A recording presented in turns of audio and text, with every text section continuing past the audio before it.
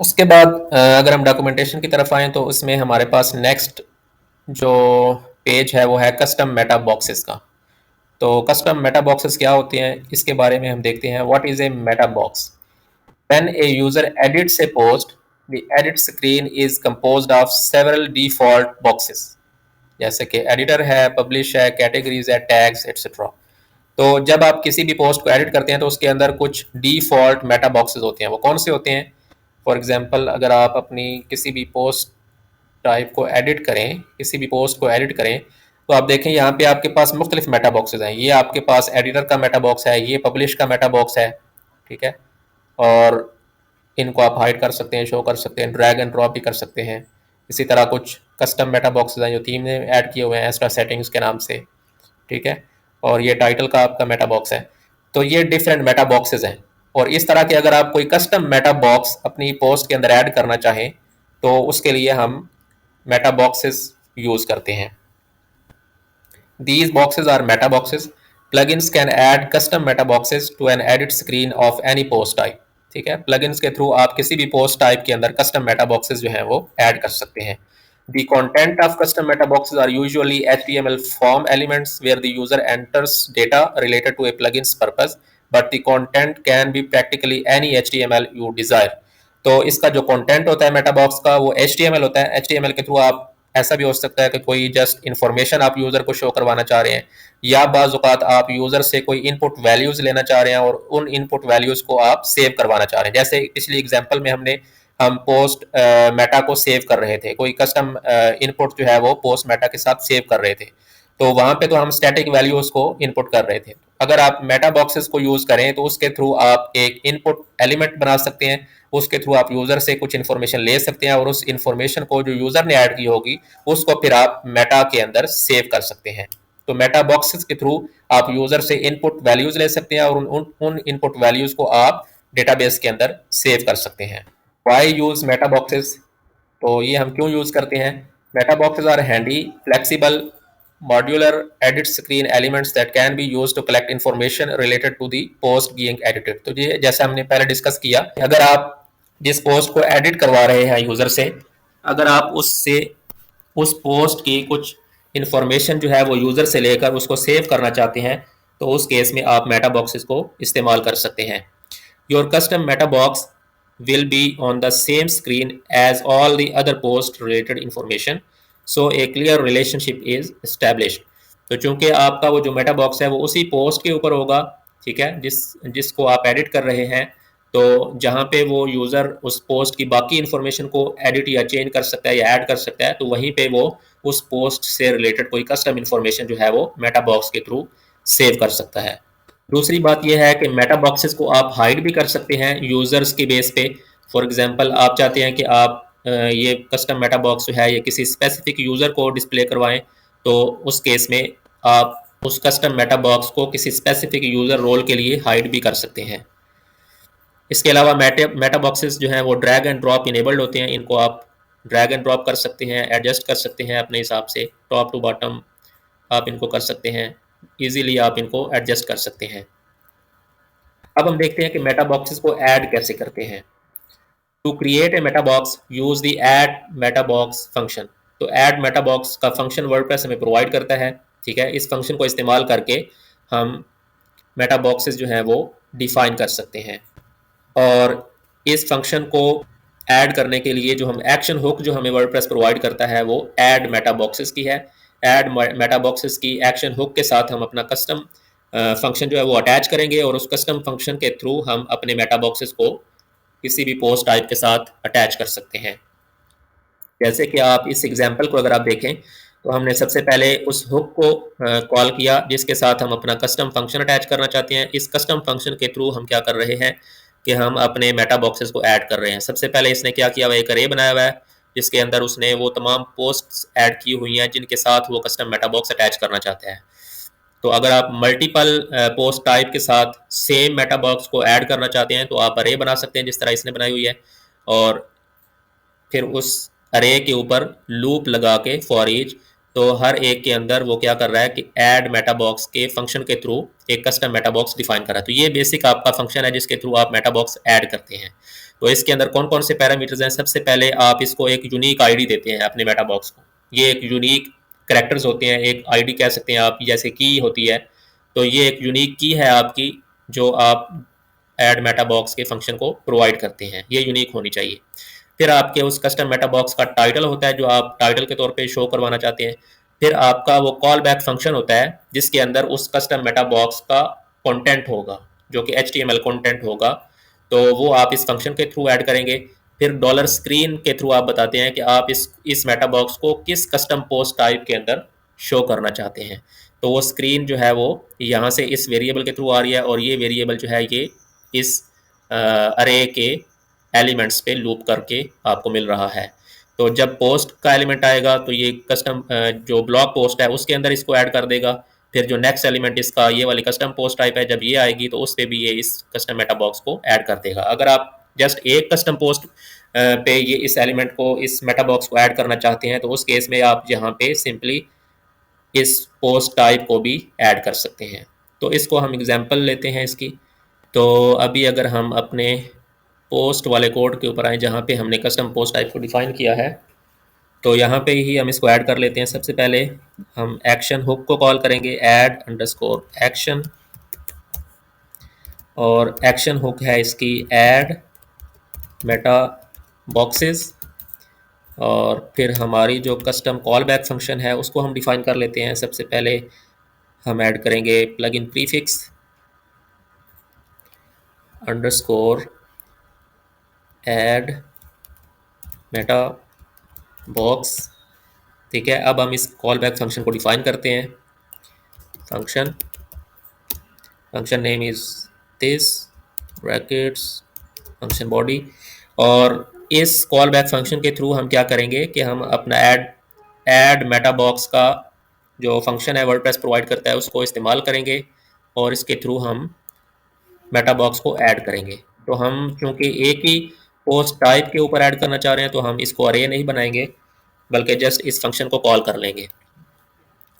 तो इस केस में हम सबसे पहले इसको यूनिक आईडी देंगे।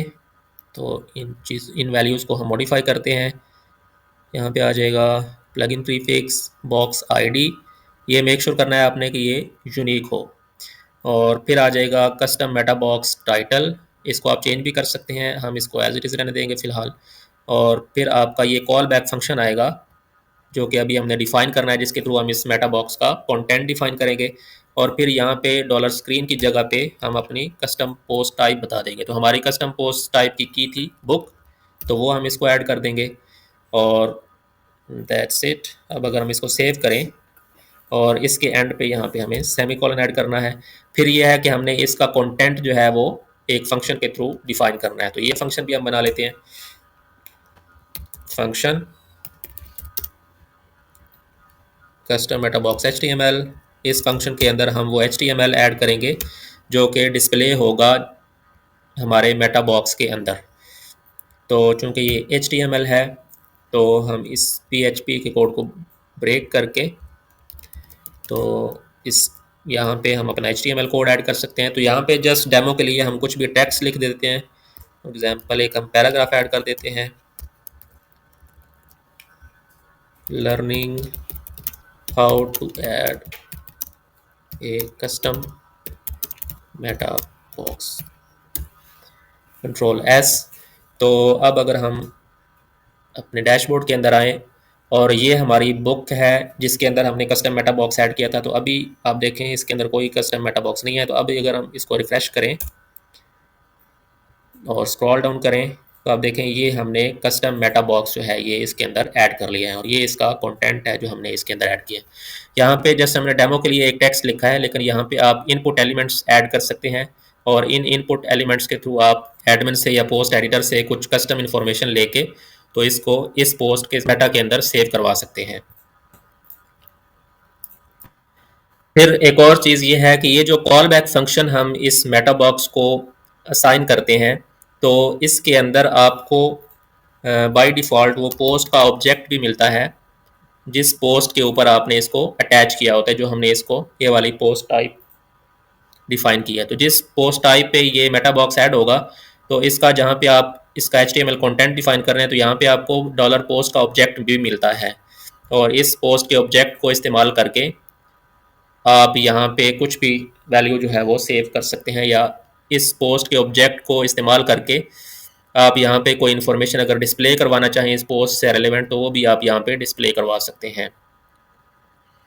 फॉर एग्जांपल लेट्स से कि अभी अगर हम यहाँ पे इसको वार डंप करें कि इस ऑब्जेक्ट के अंदर हमारे पास कौन कौन सी वैल्यूज़ अवेलेबल हैं, तो इसको अगर हम सेव करें कंट्रोल एस, तो अभी अगर हम इस पेज को रिफ़्रेश करें तो आप देखें हमारे मेटा बॉक्स के अंदर वो पोस्ट का ऑब्जेक्ट जो है वो हमने उसको वार डंप करवाया, तो यहाँ पे ये वैल्यूज़ जो हैं ये हमारे पास मौजूद हैं। आप देखें इससे आप इस पोस्ट की आईडी को एक्सेस कर सकते हैं जो कि 154 है।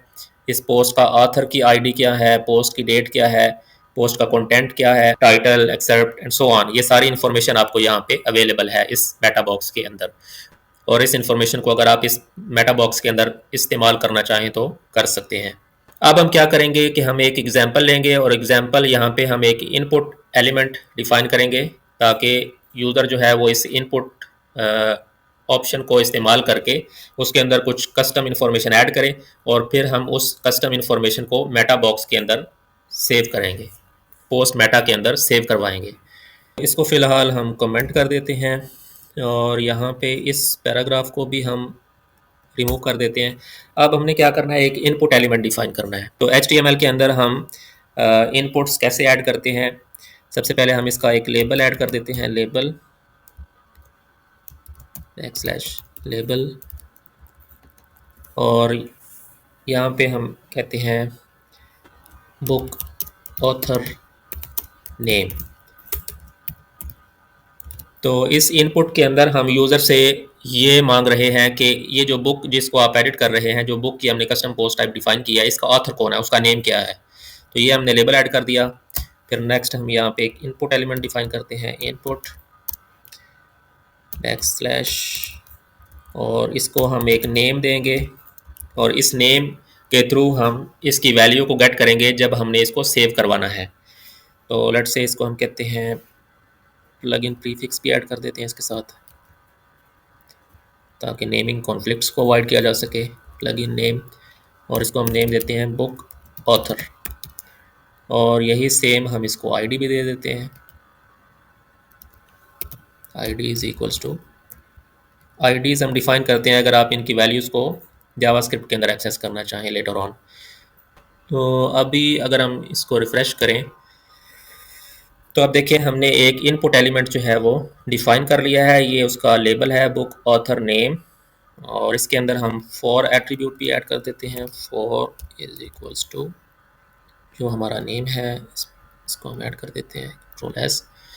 और अभी इसके अंदर हम कोई भी वैल्यू जो है वो ऐड कर सकते हैं, लेकिन अभी अगर हम इसके अंदर कोई वैल्यू ऐड करेंगे और इसको अपडेट करेंगे तो अभी ये सेव नहीं होगी, ठीक है। अभी हमने वो लॉजिक लिखनी है या वो कोड लिखना है जिसके थ्रू हम इसकी वैल्यू को एक्सेस करें जो यूज़र ने इसके अंदर ऐड की है, और फिर उसको हम डेटाबेस के अंदर सेव करेंगे। और ये वैल्यू हमें तब चाहिए जब यूज़र जो है ये इसको अपडेट करेगा, जब यूज़र इस पोस्ट को एडिट करेगा या एडिट करने के बाद इसको अपडेट करेगा या पब्लिश करेगा, तो उस केस में हमें इसकी वैल्यू को एक्सेस करना है और उसको एक्सेस करने के बाद हमने उसको सेव करना है। तो हमें कोई ऐसा हुकिंग पॉइंट चाहिए जो कि तब कॉल हो जब ये पोस्ट जो है ये सेव होती है, ठीक है, जब ये पब्लिश हो या अपडेट हो। तो उसके बाद जो हुक जो हमें वर्डप्रेस प्रोवाइड करता है वो है save_post के नाम से। तो हम उस हुक को एक्सेस करेंगे, उस हुक के साथ हम अपने इस कस्टम फंक्शन को अटैच करेंगे और उस कस्टम फंक्शन के थ्रू हम इस कस्टम मेटा बॉक्स की वैल्यू को गेट करेंगे और उसको हम डेटाबेस के अंदर मेटा बॉक्स के अंदर या पोस्ट मेटा के टेबल के अंदर सेव करवाएंगे। तो वो हम किस तरह से करेंगे, तो आप देखें यहाँ पे इसने क्या किया हुआ है कि इस save_post के हुकिंग पॉइंट को एक्शन हुक को कॉल किया है और उसके साथ इसने कस्टम एक फंक्शन को अटैच किया है और इस फंक्शन के थ्रू ये क्या करेगा कि ये एक पोस्ट मेटा को ऐड करेगा। इस एक्शन हुक को अगर आप डिटेल के अंदर देखना चाहें तो वो आप देख सकते हैं कि ये कौन कौन से पैरामीटर्स को प्रोवाइड करते हैं। इसकी अगर हम डिटेल्स को देखें तो ये आपको एक तो इसका नेम ये है इस हुक का, और ये आपको कुछ पैरामीटर्स भी प्रोवाइड करती है। एक है हमारे पास पोस्ट आईडी, इसको आप अपने कस्टम कॉल बैक फंक्शन के अंदर इस्तेमाल कर सकते हैं, और दूसरा आपका डॉलर पोस्ट का ऑब्जेक्ट भी है, इसको भी आप इस्तेमाल कर सकते हैं। तो हम इस फंक्शन को कॉपी कर लेते हैं और इसको अकॉर्डिंगली मॉडिफाई कर लेंगे। तो यहाँ पे अगर हम अपने कोड के अंदर आएँ और यहाँ पे हम इसको ऐड कर देते हैं, तो यहाँ पे हम सिंपली क्या कर रहे हैं कि सेव अंडरस्कोर पोस्ट की एक्शन हुक को कॉल कर रहे हैं। इसके साथ हम अपना कस्टम फंक्शन जो है ये अटैच कर रहे हैं। इस कस्टम फंक्शन के नेम को हम अपने प्लगइन प्रीफिक्स के हिसाब से एडजस्ट कर देते हैं, और फिर इस कॉल बैक फंक्शन के अंदर हमने डॉलर पोस्ट अंडरस्कोर आईडी को के पैरामीटर को पास किया है, जो कि हमें ये एक्शन हुक प्रोवाइड करती है। और इस पोस्ट आईडी की हमें क्यों ज़रूरत थी, क्योंकि हमने अपडेट पोस्ट मेटा के अंदर हमने इस पोस्ट आईडी को इस्तेमाल करना है। ठीक है, फिर उसके बाद हम क्या कर रहे हैं कि डॉलर अंडरस्कोर पोस्ट का जो वेरिएबल है ये हमें अवेलेबल होता है जब भी कोई फॉर्म जो है ये सबमिट होता है। तो चूंकि पोस्ट मेटा के अंदर जो भी इनपुट एलिमेंट्स हैं वो बाय डिफ़ॉल्ट पोस्ट के एलिमेंट्स, वो बाय डिफ़ॉल्ट फॉर्म के एलिमेंट्स होते हैं, तो उसकी उनकी जो वैल्यूज़ हैं वो हमें इस डॉलर अंडरस्कोर पोस्ट के वेरिएबल के अंदर वो सारी इनपुट की वैल्यूज़ जो हैं वो हमें एक्सेसिबल होंगी। और फिर डॉलर अंडरस्कोर पोस्ट के अंदर जो हमारी उस इनपुट का नेम था वो हम इसको पास करते हैं इस अरे अंडरस्कोर की अंडरस्कोर एग्जिस्ट के फंक्शन के अंदर। तो ये फंक्शन बेसिकली क्या कर रहा है कि ये चेक करता है कि क्या इस अरे के अंदर जो हम की प्रोवाइड कर रहे हैं क्या ये इस वेरिएबल या इस अरे के अंदर एग्जिस्ट करती है या नहीं।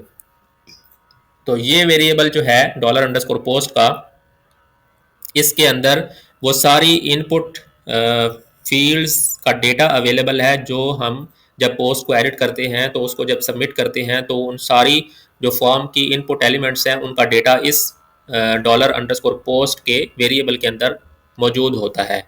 तो इस अरे के ऊपर हम इसको हम पास कर रहे हैं इस फंक्शन के अंदर ताकि चेक करने के लिए कि ये फील्ड जो है ये उसके अंदर एग्जिस्ट करती है या नहीं। अब ये फील्ड कौन सी है जिसको हमने एक्सेस करना है, ये फील्ड वो वाली है जो हमने यहाँ पे डिफाइन की है, और हमने अपनी इनपुट का नेम रखा था प्लगइन प्रीफिक्स बुक ऑथर। तो हमने इसको चेक करना है कि क्या ये की जो है ये इस डॉलर अंडरस्कोर पोस्ट के वेरिएबल के अंदर एग्जिस्ट करती है या नहीं करती, और अगर ये एग्जिस्ट करती है तो तब हम अपने इसको पोस्ट मेटा के अंदर सेव करेंगे। ठीक है, तो हमने अपडेट पोस्ट मेटा के फंक्शन को कॉल किया, इसके अंदर हमने डॉलर अंडरस्कोर पोस्ट को ऐड किया जो कि हमें यहाँ से पैरामीटर के तौर पे मिल रही है। फिर हमने बताया कि हमारी की का नेम क्या है। ठीक है, ये अभी हम इसको मॉडिफाई करते हैं, और फिर डॉलर अंडरस्कोर पोस्ट के अरे के अंदर हमें ये वाली इनपुट जो है इसका डेटा एक्सेसिबल है, इसको हम पास करेंगे। तो हम क्या कह रहे हैं यहाँ पे जो डॉलर अंडरस्कोर पोस्ट का वेरिएबल है जिसके अंदर हमारे फॉर्म की सारी इनपुट की वैल्यूज़ अवेलेबल हैं, हमें वो सारे फॉर्म की वैल्यूज़ नहीं चाहिए बल्कि हमें जस्ट अपने इनपुट की वैल्यू चाहिए। तो वो हम अरे के की के तौर पे इसको पास कर रहे हैं जिसकी वैल्यू हमें चाहिए। फिर हम यहाँ पे हम बता रहे हैं कि इसको पोस्ट मेटा के अंदर किस की के तौर पे या किस नेम से इसको सेव करना है। तो इसका नेम भी हम मॉडिफाई कर लेते हैं। लेट्स से हम इसको कहते हैं underscore plugin prefix underscore book underscore author. ठीक है, तो बुक ऑथर के नाम से हम एक मेटा की बनाना चाहते हैं पोस्ट मेटा टेबल के अंदर, और उसके अंदर हम इस वैल्यू को सेव करना चाहते हैं। ये वैल्यू कौन सी होगी, जो वैल्यू यहाँ पे यूज़र इनपुट करेगा। ठीक है, इसको हमने एक्सेस किया है, पहले हमने इसको चेक किया कि क्या ये की एग्जिस्ट करती है। अगर ये एग्जिस्ट करती है तो तब आपने इसको मेटा के अंदर सेव करना है, अदरवाइज आपने इसको स्किप कर देना है, इसको सेव नहीं करना। तो अभी अगर हम इसको सेव करें कंट्रोल एस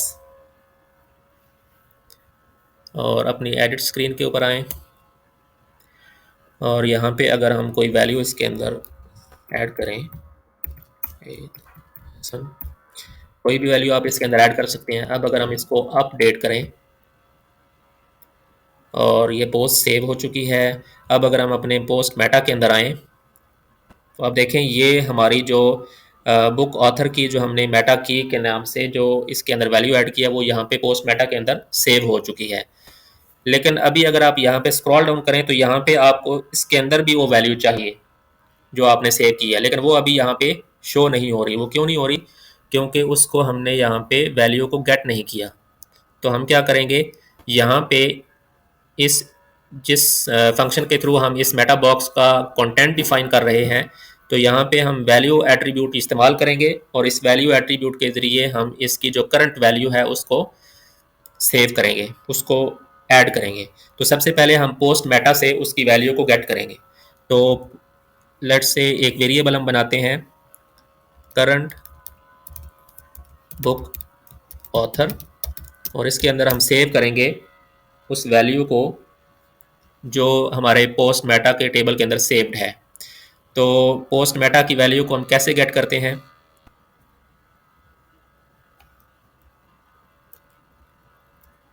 पोस्ट मेटा की वैल्यू को गेट करने के लिए हमारे पास एक फंक्शन होता है गेट पोस्ट मेटा का, ठीक है।